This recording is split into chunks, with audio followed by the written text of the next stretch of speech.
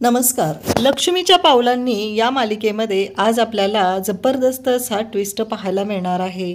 कलाला आता इकडे राहुलच्या विरोधात आणि काजलला नैनाच्या विरोधात पुरावा सापडलेला आहे. तो म्हणजे हॉटेल रॉयल्सचा जे तिथून असलेलं कार्ड आणि टिश्यू पेपर. त्यामुळं कलाला आता संशय आलेला आहे की काही करून हॉटेल रॉयल्समध्ये पोचणं आपल्याला गरजेचं आहे आणि दोन्ही घरी आता साखरपुड्याची तयारी सुरू आहे.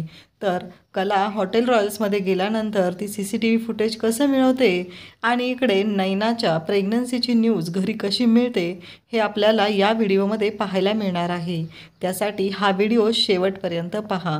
इकडे खऱ्यांच्या घरी सर्वजण जेवायला बसलेले असतात. अचानक नैनाला उचमळतं आणि ती उठून जाते. तेव्हा संगीता म्हणते काय झालं. तेव्हा नैना सांगते की काल मी पाणीपुरी खाल्ली होती तेव्हापासून मला ॲसिडिटी झालेली आहे. इकडे आपल्याला पाहायला मिळतं की कलाने आता काजलला फोन केलेला आहे. काजलचा फोन एंगेज लागत असतो आणि काजल मग फोन उचलते. कला सांगते की काही करून नैनाताईच्या रूममध्ये शोधाशोध कर, आपल्याला काहीतरी पुरावा मिळालाच पाहिजे. इकडे आता अद्वैत ही कलाच्या सांगण्यानुसार राहुलच्या रूममध्ये आलेला आहे आणि तो शोधाशोध करत आहे. पण ही गोष्ट राहुलच्या नजरेतून काही चुकत नाही.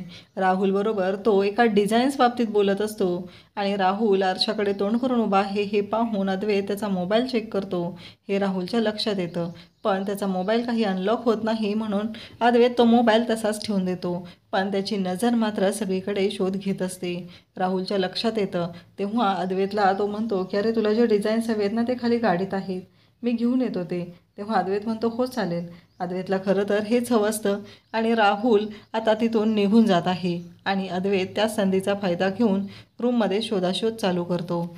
इकडे आपल्याला पाहायला मिळतं की कला आता खाली राहुल आलेलं पाहते आणि कलाही धावतच इकडे वरती राहुलच्या रूममध्ये येते. अद्वैत पहिल्यांदा राहुलचा मोबाईल चेक करत असतो. त्या मोबाईलमध्ये काही मिळतंय का तो पाहत असतो. पण राहुलने त्याचा मोबाईल हा क्लिअर केलेला असतो. त्याच्यामध्ये कुठंही नैना किंवा बाकी कोणाचंही नाव पाहायला मिळत नाही. कला तिथं आलेली पाहून अद्वैत तिला म्हणतो की तू इथं का आलेली आहेस. तेव्हा कला सांगते की मी पाहिलं राहुल खाली गेलेला आहे म्हणून आले, काही सापडलं का. अद्वैत म्हणतो की नाही, काही नाही सापडलेलं. कला म्हणते बरं चल दोघं मिळून शोधूया.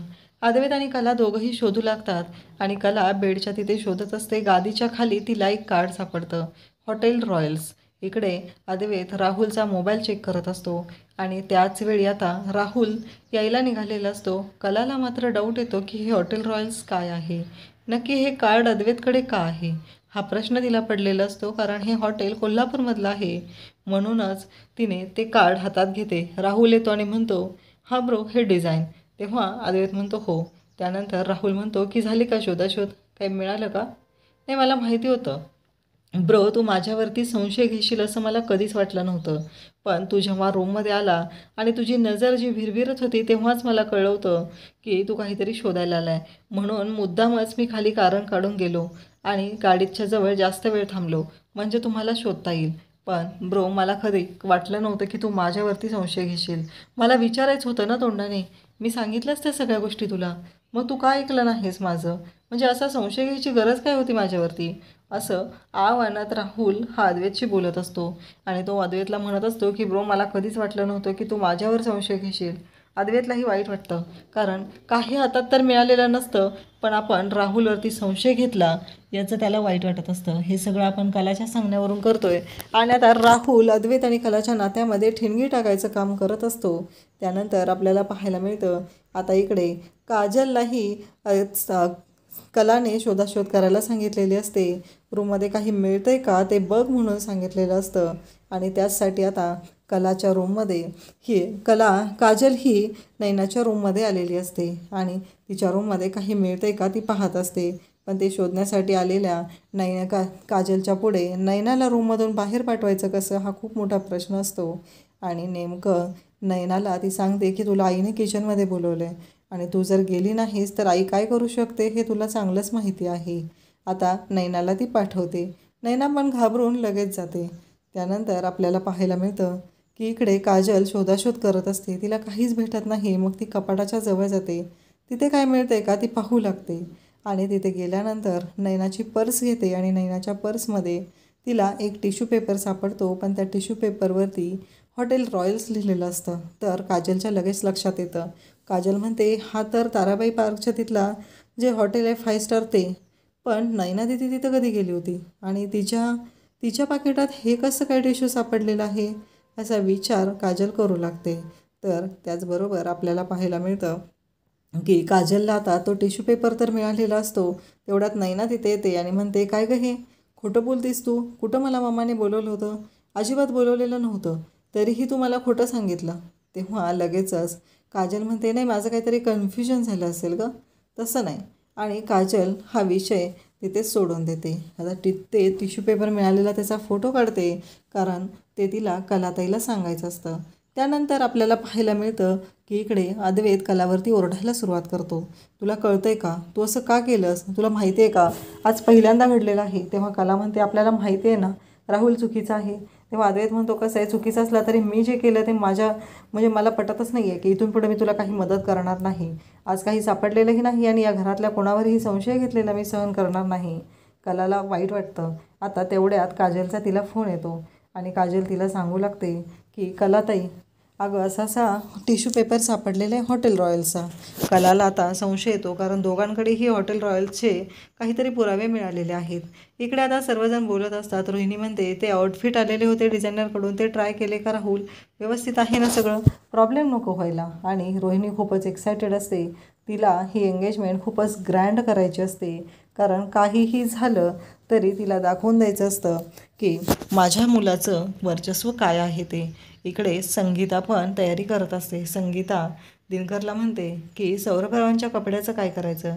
तेव्हा दिनकर म्हणतो काय करायचं, घ्यायचे का. तेव्हा संगीता म्हणते की चांदेकरांकडून खूप चांगले चांगले कपडे आपल्याकडे आलेले आहेत, त्यातलाच एक शर्ट पीस पॅन्ट पीस आपण इकडे सौरभरावांना देऊया. त्याचबरोबर नैनाच्या साडीचाही प्रश्न मिटलेला असतो. मग संगीता म्हणते पण अहो सौरभरावांच्या अंगठीचं काय करायचं. तेव्हा दिनकर खिशातून एक डबी काढतो आणि ती डबी संगीताजवळ देतो आणि म्हणतो हे घे. संगीता ती अंगठी घेते आणि संगीता सांगते की हो अहो ही अंगठी कशी आणलीत पण तुम्ही. तेव्हा संगीताला दिनकर सांगतो अगं माझ्या आईची चेन होती ना ती मोडली, आपल्या नैनीच्या लग्नापेक्षा मोठं काहीच नाही असं तो सांगू लागतो. इकडे कला विचार करत असते. रोहिणी प्रत्येकाला आपापलं काम देत असते. रोहिणी सांगत असते की सरोजवहिनी जे ते विजया आहे ना तिच्याकडचे जे गेस्ट येणार आहेत त्यांचं स्वागत तू करायचं. त्याचबरोबर अद्वैतलाही ती सांगते आणि कलाला सांगते की कला तुझा कलर सेन्स कॉम्बिनेशन खूप छान आहे, मी बघितलेलं संगीत सेरेमनीच्या वेळेस छान केलं होतंस, तर डेकोरेशनचं तू बघशील. त्यावेळेस कला म्हणते की हो, कारण कलाकडे हो म्हणण्याशिवाय ऑप्शन नसतो. नाही म्हणलं तर ते पटणार नसतं, कारण कलाला काही करून उद्या हॉटेल रॉयल्सच्या तिकडे जायचं असतं आणि पुरावे शोधून आणायचे असतात. काही करून तिला ती एंगेजमेंट थांबवायची असते, पण ती काही ते थांबवू शकत नाही. या गोष्टीचं तिला वाईट वाटत असतं आणि त्यानंतर सगळ्या जबाबदाऱ्या दिलेल्या असतात. आणि सरोजला मुद्दामच रोहिणी म्हणते की तुला गरज लागली तर कलाला मदतीला घे. तर तसं बोलल्यामुळं इकडे सरोजला राग येतो. सरोज म्हणते मी काय काम करायचं ते तू सांगितलेलं आहे, आता ते कसं करायचं ते मी ठरवेल, तू त्या बाबतीत काहीच बोलू नकोस, कारण ते पूर्ण ठरवण्याचा अधिकार मला आहे.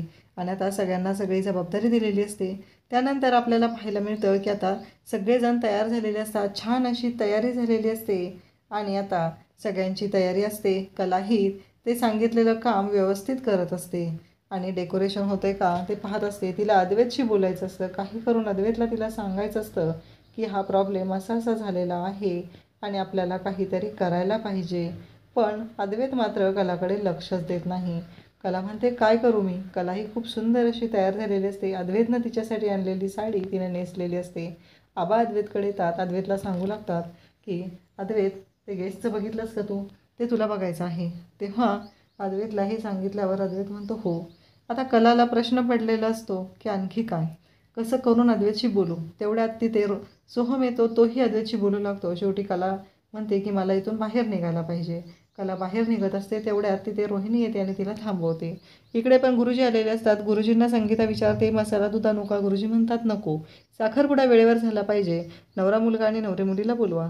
तेवढ्यात तिथे सौरभ आलेला असतो आणि सौरभला पाहून दिनकर लगेच ओळख करून देतो, हा आमचा जावई सौरभराव डॉक्टर आहे. तेव्हा गुरुजी पण नमस्कार करतात. सौरभही गुरुजींना नमस्कार करतो आणि इकडे नैनाचीही तयारी होत आलेली असते आणि रोहिणी मात्र कलाला म्हणत असते की कला खरंच खूप छान, आणि तू बाहेर निघालीस का कुठं. कला म्हणते की हो बाहेरचं डेकोरेशन चेक करते.